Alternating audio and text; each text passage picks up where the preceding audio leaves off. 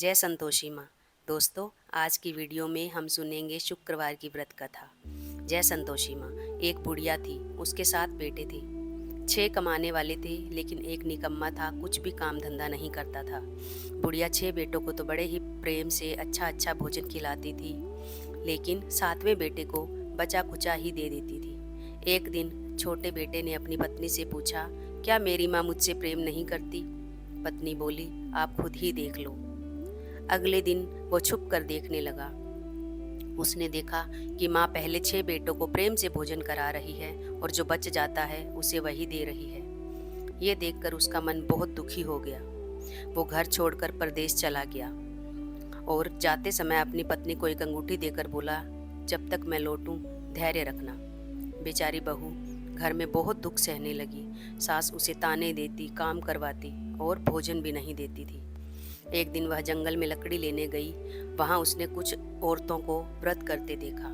उसने पूछा, बहनों, आप कौन सा व्रत कर रही हैं? तो उन्होंने कहा, हम संतोषी माता का शुक्रवार का व्रत कर रही हैं। इससे घर में सुख शांति और धन आता है। और उन्होंने उसे व्रत की विधि भी बताई।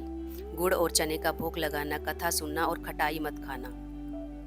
उस दिन से बहू हर शुक्रवार सच्चे मन से संतोषी माता का व्रत करने लगी।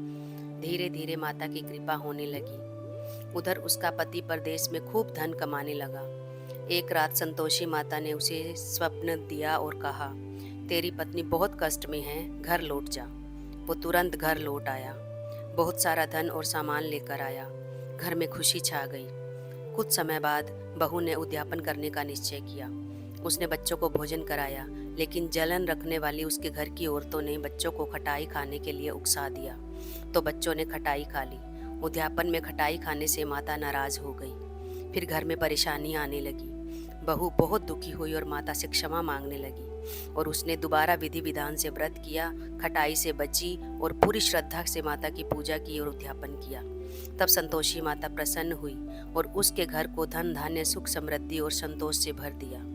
इस कथा से हमें शिक्षा मिलती है कि सच्चे मन से किया गया व्रत कभी व्यर्थ नहीं जाता और संतोषी माता का व्रत रखने वाला व्यक्ति हमेशा सुखी रहता है। उसके जीवन में कभी किसी चीज़ की कमी नहीं आती और व्रत में नियमों का पालन करना बहुत ज़रूरी है। जो भी बहन या भाई इस व्रत को करता है, उसके जीवन में सुख समृद्धि और खुशियाँ भर भर के आती हैं। जय संतोषी माता। अगर आपको ये कथा अच्छी लगी हो तो मेरे चैनल को लाइक कीजिए, कमेंट कीजिए और सब्सक्राइब कीजिए। मैं इस तरह की और भी व्रत की कथाएं लेकर के आती रहूँगी।